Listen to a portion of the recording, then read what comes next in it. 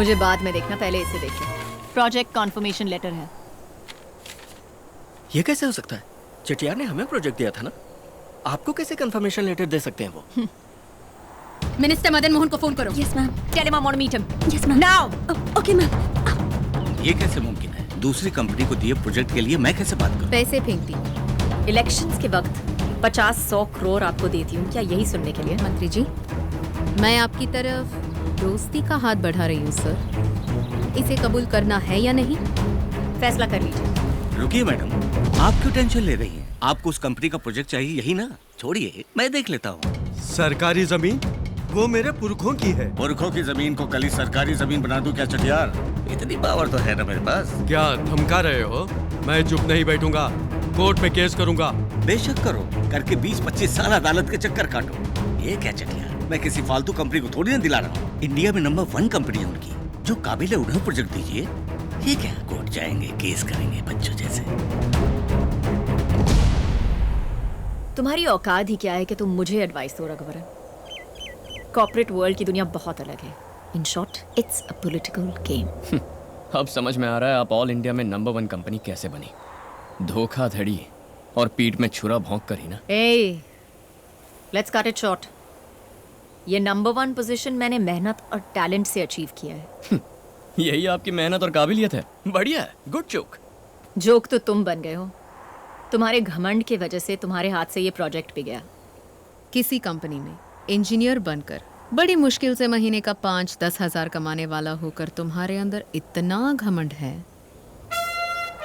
तो मैंने तो 12 साल की उम्र में सर से माँ बाप का साया उठने के बाद लालची रिश्तेदारों से अपनी फैमिली की लेगेसी को बचाकर इतने बड़े एम्पायर को टेक ओवर करके आज इंडिया की नंबर 1 कंपनी बना दिया। तो मुझ जैसी ऐसी अकेली कामयाब औरत में कितना गुरूर होगा।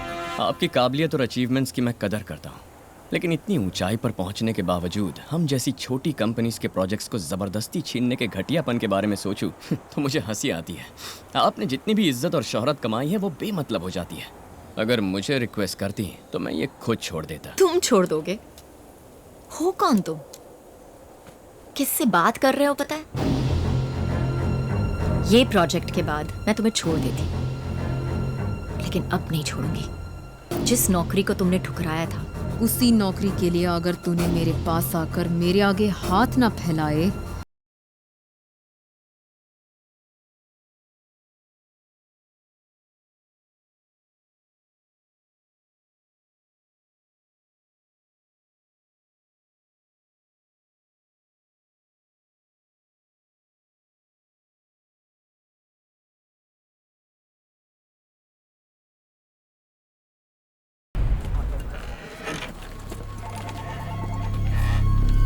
ए, क्या प्रॉब्लम है? पता नहीं रघु। हाँ?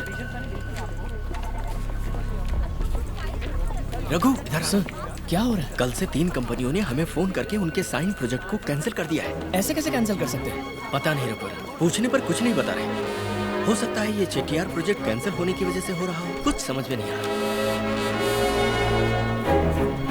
रघुवरन, जिस प्रोजेक्ट को हमने ओके किया उसे कैंसिल करने का भी हमें पूरा हक है। आपको पूरा हक है सर, लेकिन कैंसिल क्यों कर रहे हैं ये तो हम जानना चाहेंगे ना। आपने कितना कोट किया है? 80 करोड़ सर। इसी प्रोजेक्ट को बेटर डिजाइन्स में 50 करोड़ में कंप्लीट करने का वसुंधरा कंस्ट्रक्शंस का ऑफर है। सर 50 करोड़ में ये प्रोजेक्ट कंप्लीट करना नामुमकिन है सर। मुमकिन है तभी तो कर रहे हैं। देखिए, हमारी कंपनी की पॉलिसी है कि कम कोट करने वाले को ही हम कॉन्ट्रैक्ट देते हैं। गलत मत समझिएगा, it's just a good business. Ma'am, वो पनवेल प्रोजेक्ट जो है, हमने ऐसा छोटा मोटा प्रोजेक्ट कभी नहीं किया मैम। उसमें भी आपने पूरे 30 करोड़ कम कोट किए हैं। हमें अपने हाथ से अब 20-25 करोड़ डालने पड़ेंगे मैम। 20-30 करोड़ से कोई फर्क नहीं पड़ता। It doesn't matter at all. ऐसे छोटे छोटे लॉसेस को कवर करने के लिए मैं दूसरे बड़े बड़े प्रोजेक्ट्स में इक्वल प्रॉफिट्स बना रही हूँ। अगले कुछ हफ्तों तक बिना किसी सवाल के मैं जो भी प्रोजेक्ट कहूँ सब टेक ओवर करूँ एट एनी कॉस्ट।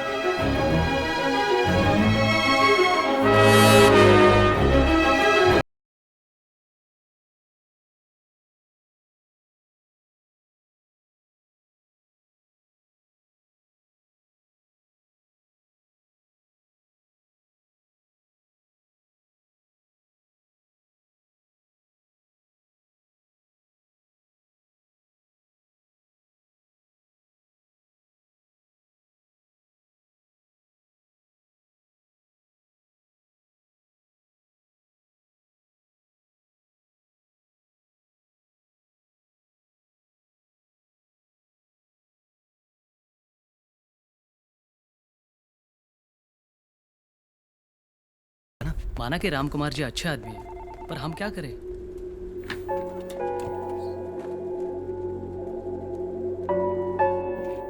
कहिए mister Ram Kumar, how can I help you? आपकी तो बहुत बड़ी कंपनी है, इस मुकाम पर होकर भी हमारी कंपनी के छोटे छोटे प्रोजेक्ट्स को क्यों टेक ओवर कर रही है? चेटियार प्रोजेक्ट भी एंड ऑफ द डे आप ही को तो मिल गया है, हमें इस तरह टारगेट क्यों कर रही हैं आप? मेरा टारगेट आपकी कंपनी नहीं, रघुवरन है। इन शॉर्ट, दो ऑप्शंस हैं। एक, वो मेरी कंपनी में हाथ फैलाकर तनख्वाह पाने वाला एम्प्लॉई बने, या दो, आप उसे नौकरी से निकाल दीजिए। मैं आपकी कंपनी से दूर रहूंगी और आपके सारे प्रोजेक्ट्स आपके पास आ जाएंगे। ये दोनों नामुमकिन है मैडम।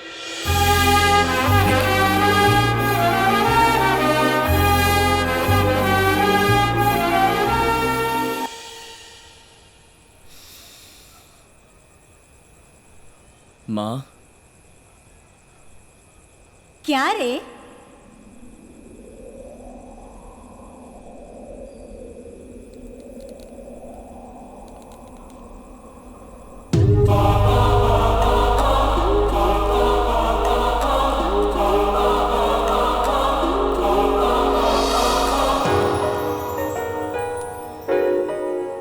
इस तरह क्या घूर रहा है? मैं तेरी इमेजिनेशन ही हूँ। बोल।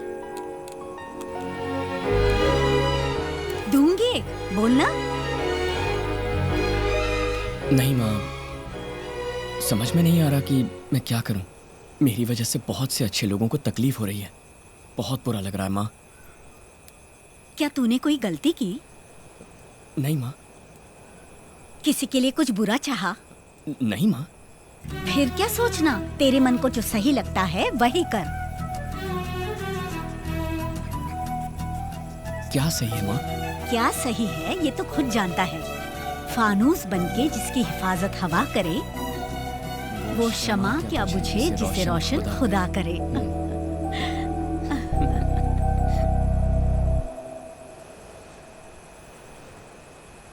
क्या बात है रघुवरन? सर, मैं इस जॉब से रिजाइन करना चाहता हूँ। क्यों रघुवरन, क्या हुआ तुम्हें? ऐसा क्यों बोल रहे हो? नहीं सर, वसुंधरा की दुश्मनी मुझसे है, अनीता कंस्ट्रक्शन से नहीं। पहले से ही हमारी कंपनी को इतना लॉस हो गया है, अब नहीं होना चाहिए सर। रघुवरन, वो सब देखा जाएगा। नहीं सर, ऑलरेडी आपके मुझ पर इतने एहसान है, मेरा रिजाइन करना ही सही रहेगा। मेरी बात सुनो, इसकी कोई जरूरत नहीं है, ये मैं बिल्कुल नहीं चाहूंगा। सर, मेरी समझ में नहीं आ रहा मैं और क्या करूं। सॉरी सर, मैं एक दिन आपके पास जरूर लौट कर आऊंगा। Thank you sir.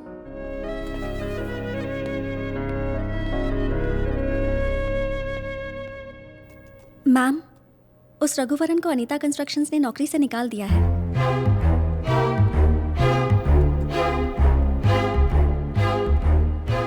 Get me something to celebrate. Yes ma'am.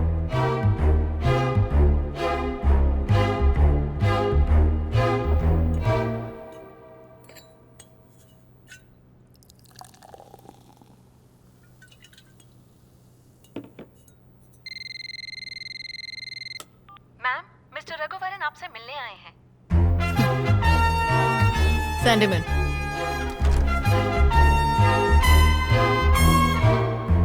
क्यों? नौकरी से निकाल दिया? उस दिन मैंने तुम्हें कहा था ना, तुम यहाँ जरूर वापस आओगे।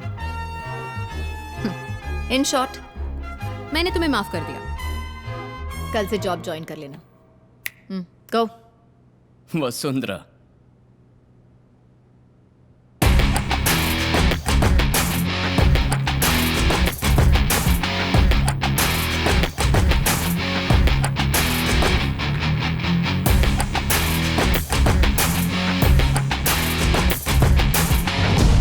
मैंने खुद ही रिजाइन कर दिया।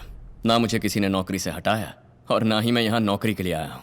कल तक मेरे पास खोने के लिए बहुत कुछ था, प्रोजेक्ट्स, एक कंपनी की तरक्की और एक नेक इंसान के मन की शांति। लेकिन आज मेरे पास खोने के लिए कुछ नहीं है। तुम्हारी दुश्मनी मुझसे है, अनीता कंस्ट्रक्शन से नहीं। इसीलिए आज के बाद वार करना है तो मुझ पे करो। ए, तुम पे वार करूं? मैं तुम पे वार करूं? इतना सारा कुछ खोने के बाद तुम्हारे पास कुछ बचा नहीं है। अब तुम्हारी कोई पहचान भी नहीं है।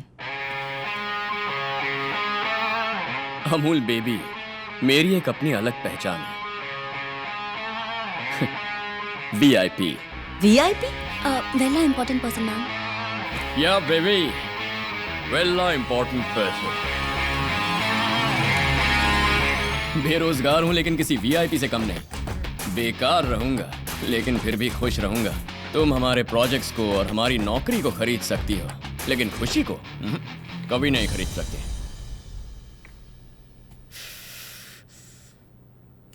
तेरे लिए जो 2 मिनट की मोहलत रखी थी वो खत्म हो गई। चलता हूं वसु।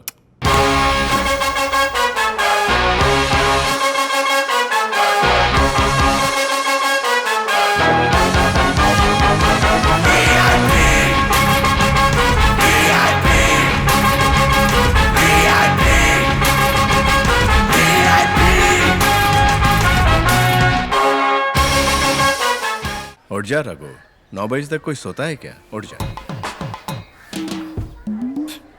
सोने से क्या होगा, काम पे लग जा बेटा। टाइम वेस्ट मत कर, जल्दी बॉल डाल।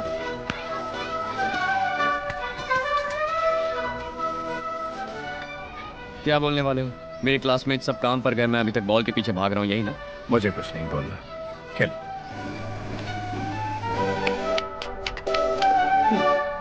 संडे होते ही मटन लाना है। काम पर जाता था तब भी ये मेरा काम था और अभी भी ये मेरा ही काम। कुछ बातें जिंदगी में कभी नहीं बदलती। उस जमाने में कम से कम कोई तो मुझ पे लाइन मारती थी, लेकिन अब तो जरा हमारे घर के लिए भी मटन ले आना। टाटा। आपके क्रेडेंशियल्स तो अच्छे हैं, लेकिन जहां आप काम करते थे उस कंपनी को आपकी वजह से काफ़ी नुकसान हुआ है। So I think I can't do much. I miss this so much.